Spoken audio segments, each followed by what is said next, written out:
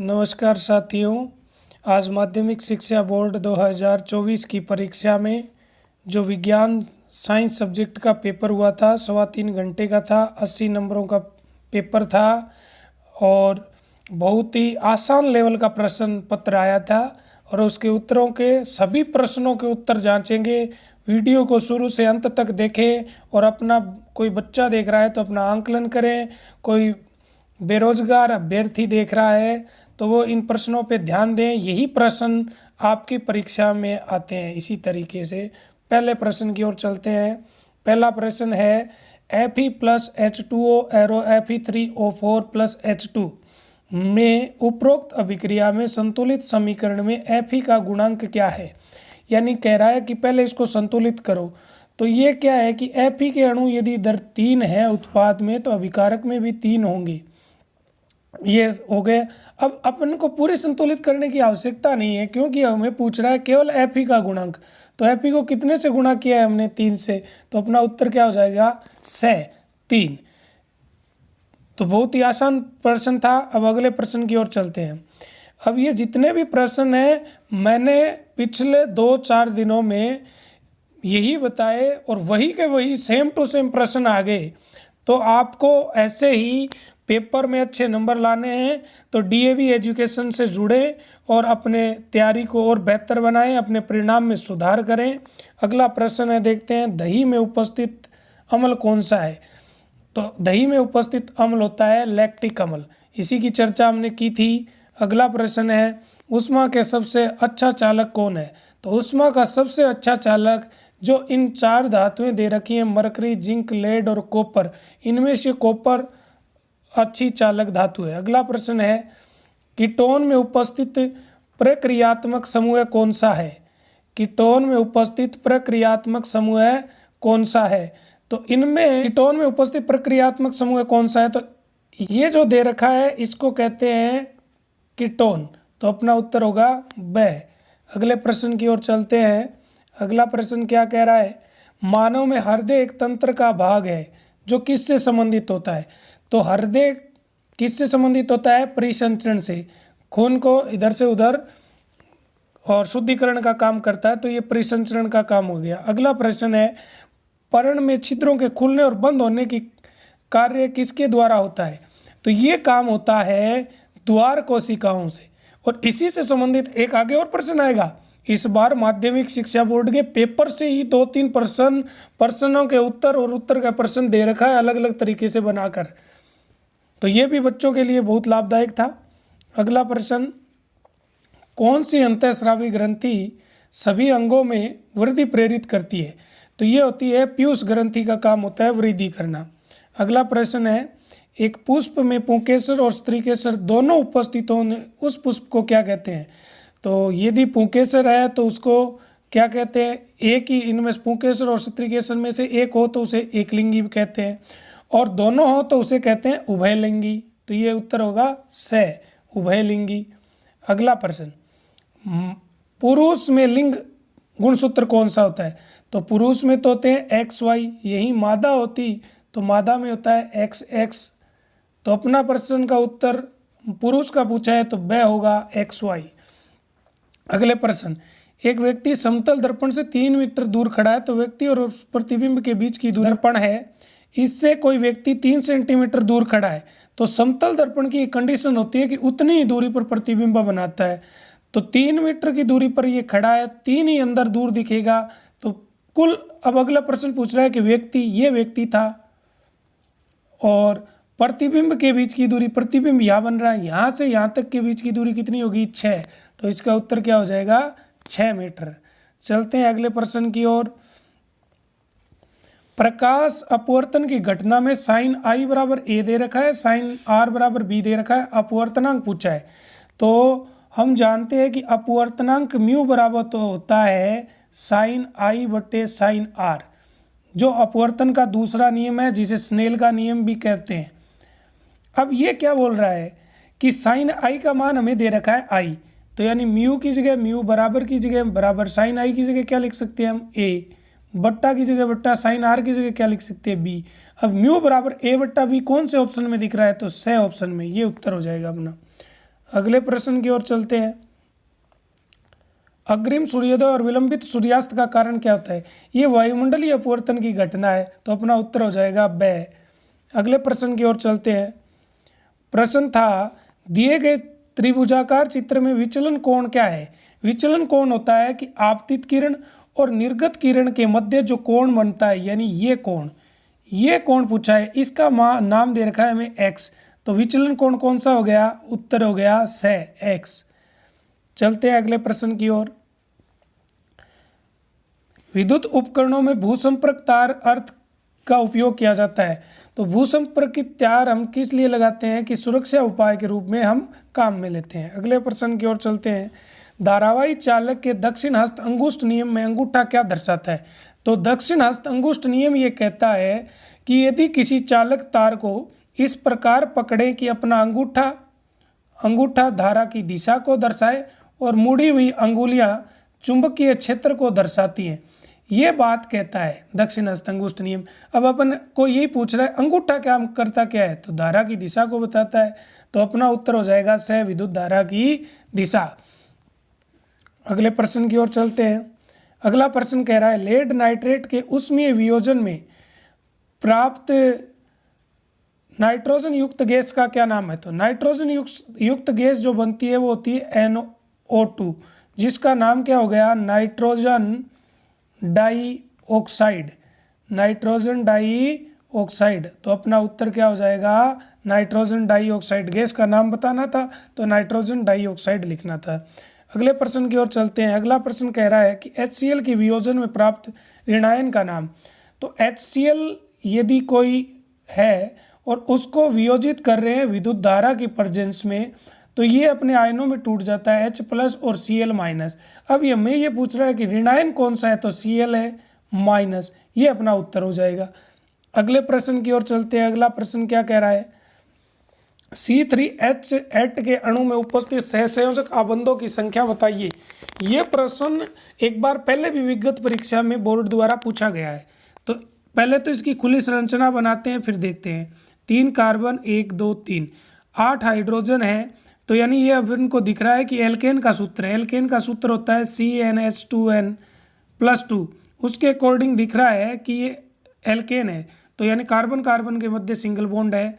अब हम hydrogen carbon की पूर्ति करेंगे। कार्बन 4 संयोजकता होती है, तो चारों से जुड़ेगा। इस तरीके से इनकी हम पूर्ति करते हैं, तो ये अपने खुली संरचना बनती है। अब सहसंयोजक आबंध उसे कहते हैं कि इलेक्ट्रॉन युग्म को साझे से बनने वाले बंध को हम कहते हैं। तो ये देखो, एक एक इलेक्ट्रॉन को साझा कर रहा है, तो एक बॉन्ड ये हो गया, एक ये हो गया, 2 3 4 5 6 7 8 9 10। अपने इसमें सहसंयोजक बंध कितने हो गए? 10। तो अपना उत्तर हो जाएगा 10। इस पेपर में बोर्ड के द्वारा विगत परीक्षाओं में आए हुए बहुत प्रश्नों को दोहराया गया है।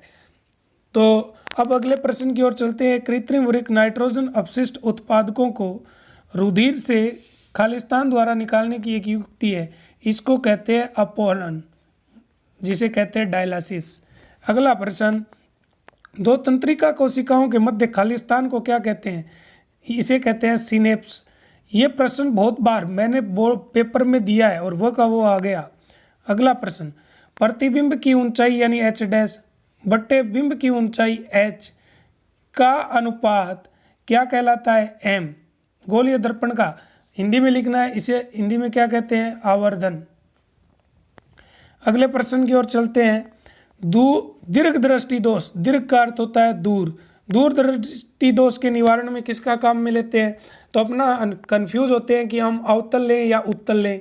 तो देखो, एक तो दोष होता है अपने निकट दृष्टि दोष, एक होता है दूर दृष्टि दोष। तो ये देखो, बड़ा कौन सा है? निकट नाम, तो इसके लिए तो अवतल होगा बड़े वाला। दूर नाम छोटा है तो उत्तल नाम छोटा है, अपना उत्तर क्या हो जाएगा? उत्तल लेंस। कितना आसान है। इस तरीके से ट्रिक से पढ़ते हैं। पढ़ाई करने के लिए आप आइए DAV एजुकेशन में। अगले प्रश्न की ओर चलते हैं कि पित्तल में तांबे के साथ मिश्रित दूसरी धातु कौन सी है? तो ये होता है पिताजी। पिताजी ट्रिक से हम याद रख सकते हैं।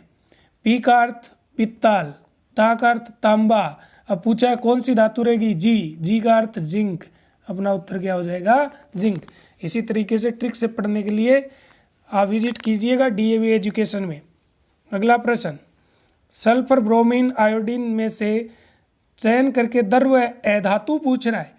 द्रव्य धातु पूछता तो होती पारा या मरकरी, और अब इन तीन में से पूछ रहा है, इन तीन में द्रव्य धातु कौन सी है, तो ये होती है ब्रोमीन, Br।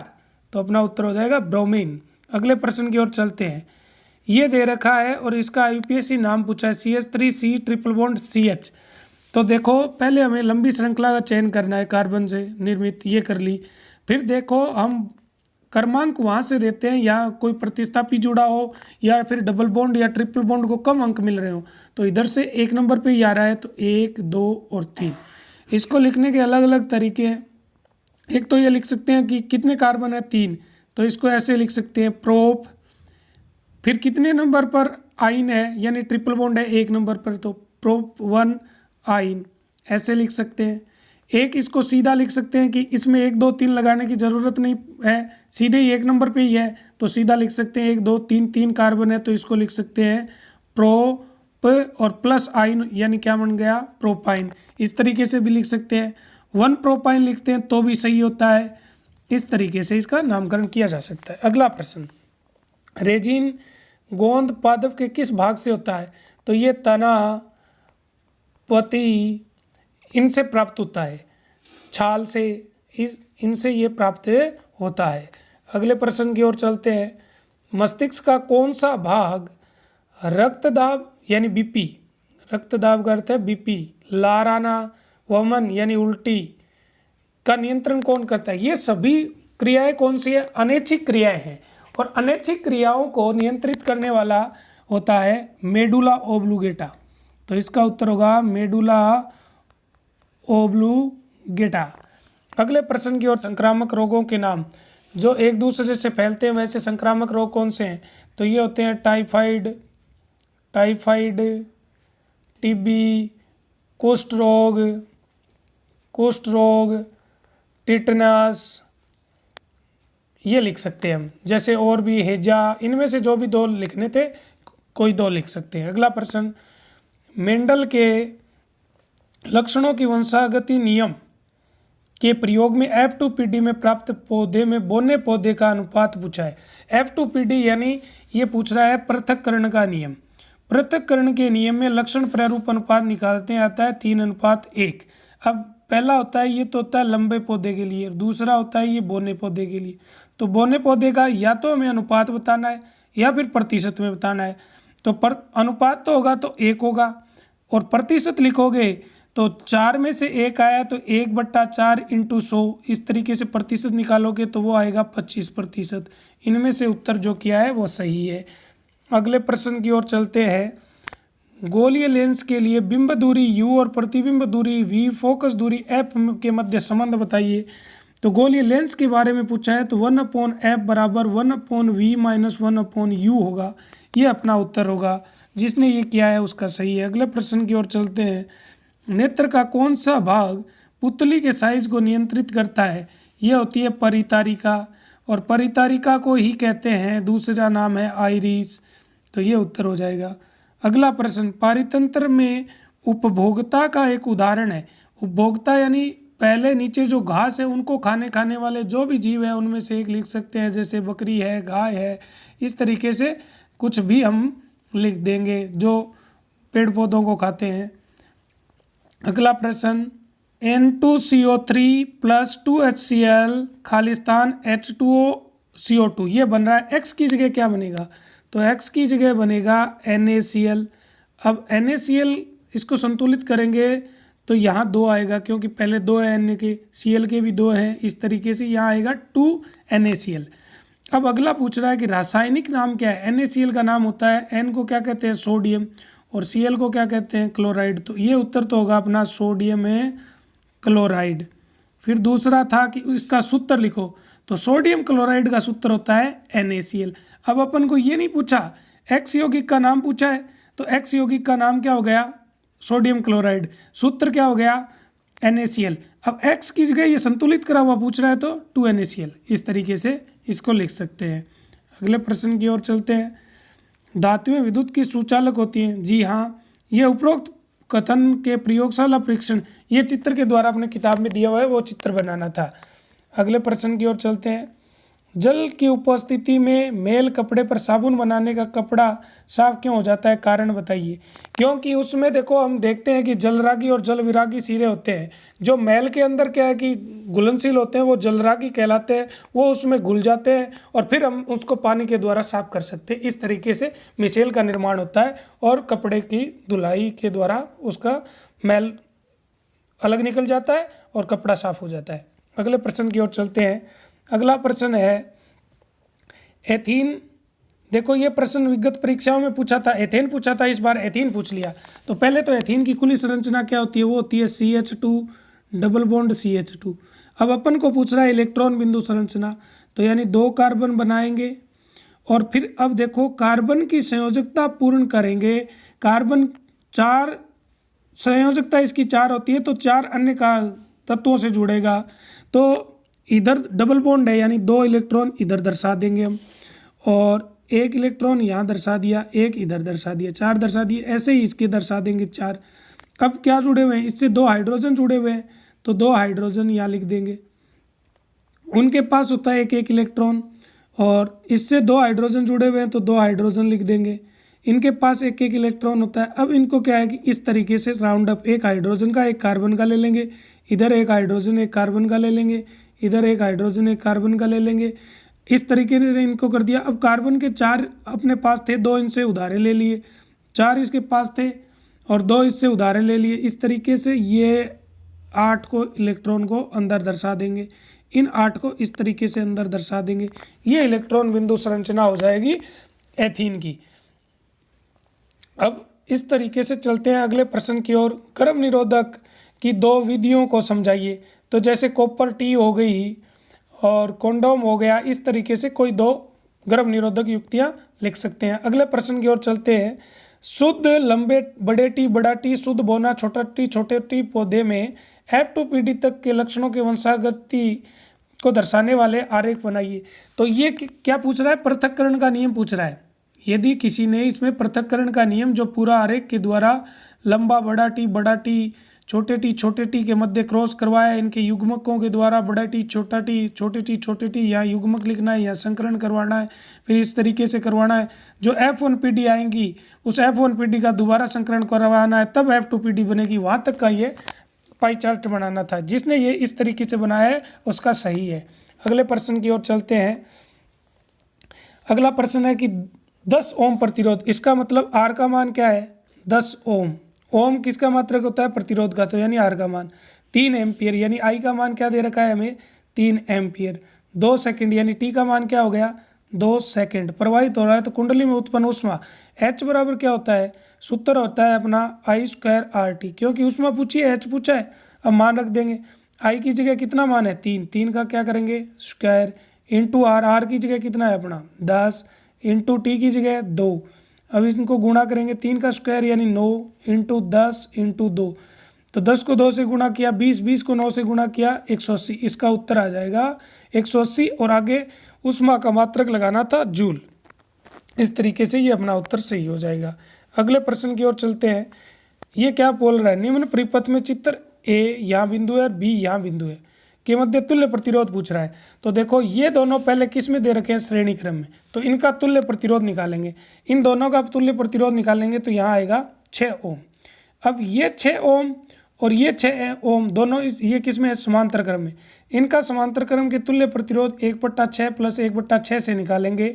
6 लघुत्तम 1 + 1 यानी 2/6। ये 1/RP के बराबर आ रहा है, हमें RP के बराबर चाहिए, तो ये उल्टे हो जाएंगे। 6/3, 6 में 3 का भाग दिया, 6 में 2 का भाग दिया, 2 है सॉरी, 2 का भाग दिया 3 ओम। तो यहाँ इन सभी की जगह क्या आ गया, एक ही प्रतिरोध आ गया जिसे 3 ओम, इधर वाला 3 ओम। अब ये दोनों किस में हो गए, श्रेणी क्रम में, तो दोनों जुड़ जाएंगे। 3 और 3 क्या हो गए, 6 ओम। तो इसका तुल्य प्रतिरोध क्या हो जाएगा, 6 ओम। जिसने 6 ओम इस तरीके से किया है उसका ये उत्तर सही है। अगले प्रश्न की ओर चलते हैं। किसी धारावाही परिनालिका के भीतर उसके चारों ओर चुंबकीय क्षेत्र रेखाओं को प्रदर्शित करने वाला चित्र बनाइए। इसमें वो चित्र बनाना था, इस तरीके से परिनालिका बनानी थी और फिर नीचे बैटरी कुंजी वो लगानी थी, और यहाँ से ऐसे निकली ये किरण, यहाँ कोई एक ऐसे हो गया कि एन सिरा इधर एस है, तो इस तरीके से। और कोई भी चुंबकीय क्षेत्र रेखाएं आपस में कटवानी नहीं थी, यदि 3 या 4 बनाई हैं वो ठीक है। एन सिरे से जो निकल रही है वहाँ ये निकलने वाला चिन्ह बनाना था, एस सिरे से प्रवेश कर रही है तो ये प्रवेश करवाने वाला चिन्ह लगाना था। इस तरीके से जिसने ये बनाया है उसका सही है। अगले प्रश्न की ओर चलते हैं। अगला प्रश्न कह रहा है एक छड़ चुंबक के लिए चुंबकीय क्षेत्र रेखाओं को निरूपित, ये वो छड़ चुंबक वाला चित्र बनाना था।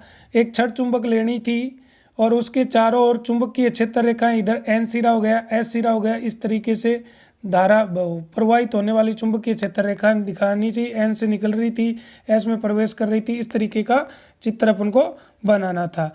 अगले प्रश्न की ओर चलते हैं।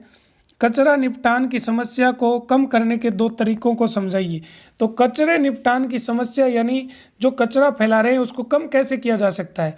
उसको एक तो 3R यूज करके किया जा सकता है, पुनः उपयोग करें, कोई भी चीज़ है उसको दोबारा काम में लें उस तरीके से, और उसका उपयोग दोबारा भी कर सकते हैं, वो नई चीज़ भी बना सकते हैं।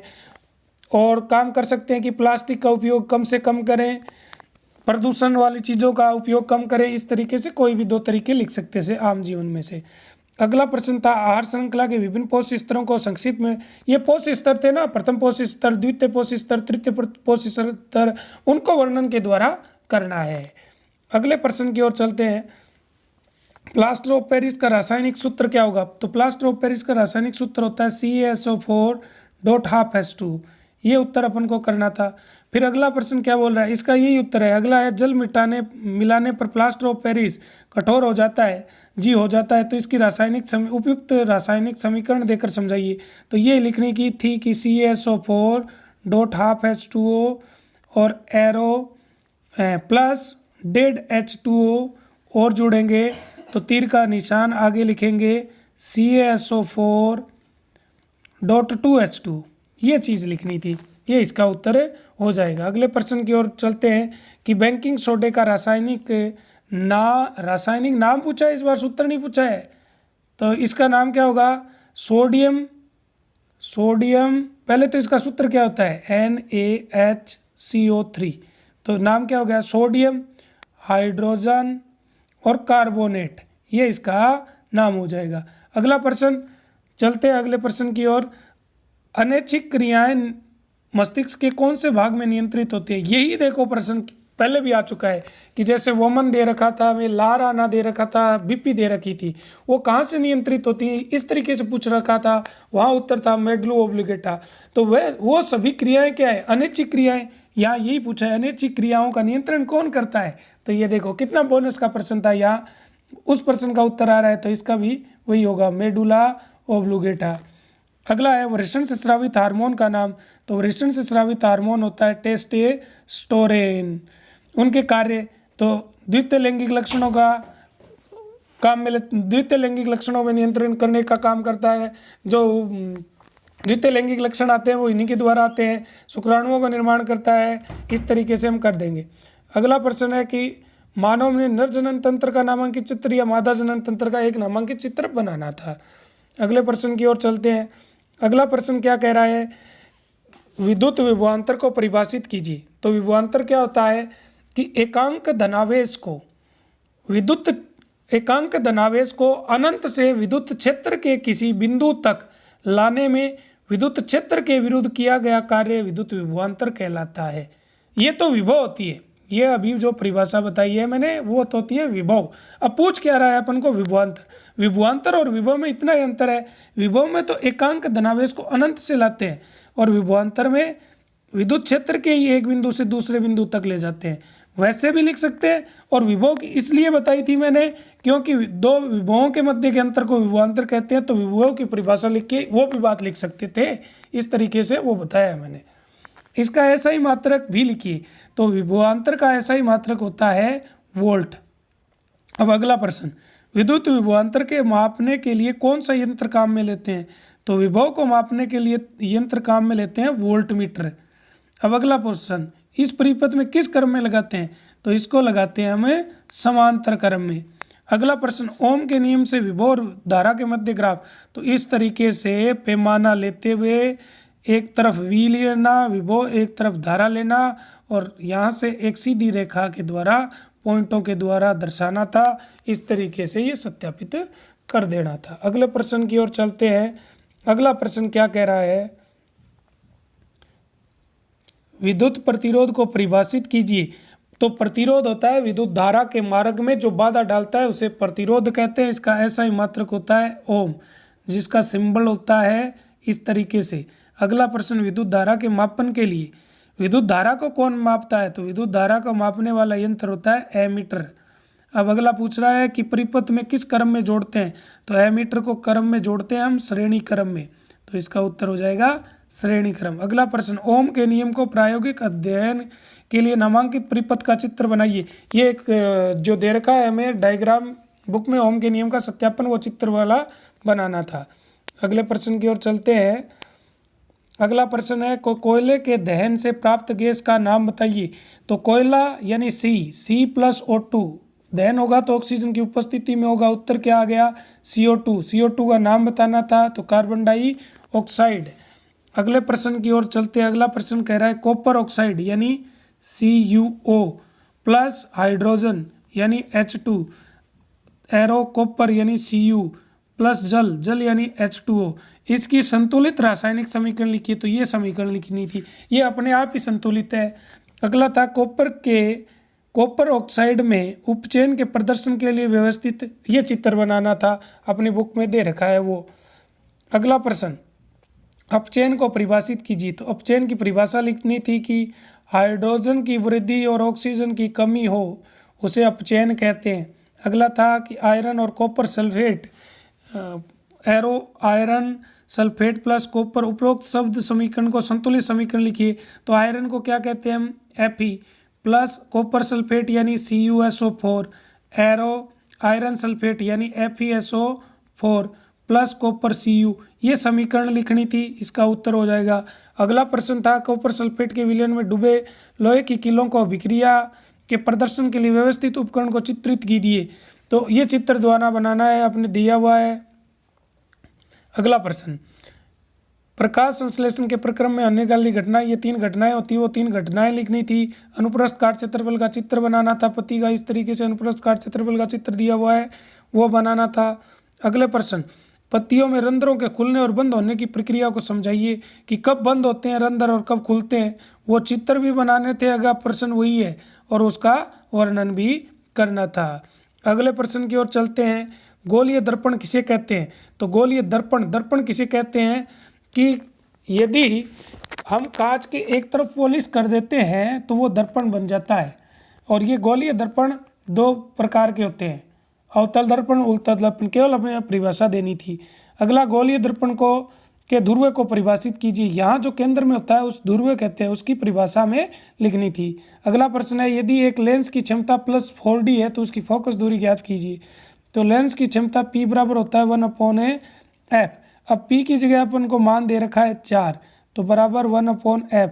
अब इधर वज्र गुणा करेंगे तो f बराबर क्या आएगा? 1/4। 1/4 का अर्थ होता है 0.25, और फोकस दूरी किस में होती है? हमेशा मीटर में, तो इसका उत्तर आएगा 0.25 मीटर। अगले प्रश्न की ओर चलते हैं। लेंस का आवर्धन किसे कहते हैं? ये प्रश्न भी इसी माध्यमिक शिक्षा बोर्ड के पेपर में पहले दिया हुआ था कि H' को क्या कहते हैं, और वही प्रश्न यहाँ पूछ रहा है। वहाँ दर्पण का पूछ रहा था, यहाँ लेंस का पूछ रहा है। तो इसे कहते हैं प्रतिबिंब की ऊंचाई और बिंब की ऊंचाई के अनुपात को ही लेंस की आवर्धन कहते हैं।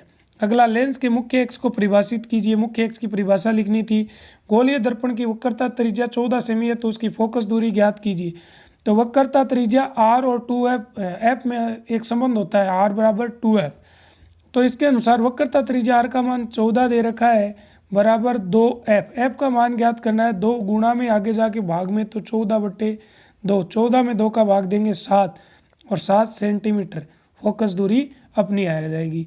इस तरीके से हम माध्यमिक शिक्षा बोर्ड के द्वारा आज हुए विज्ञान के पेपर को हमने संपूर्ण हल कर लिया है। अपनी तैयारी, अपने नंबरों को जानने के लिए इस वीडियो को देखें। बेरोजगार साथी भी इसको देखें ताकि उनको आगामी परीक्षाओं में विज्ञान संबंधित प्रश्नों को हल करने में आसानी हो, क्योंकि हमने कॉन्सेप्ट के साथ क्लियर करते हुए इस पेपर को हल किया है। और जो विद्यार्थी कक्षा 9th में है वो भी इसको ज़रूर देखें, क्योंकि इसी तरीके से अगले साल आपके ये पेपर आने वाला है। धन्यवाद, मिलते हैं अगले वीडियो में।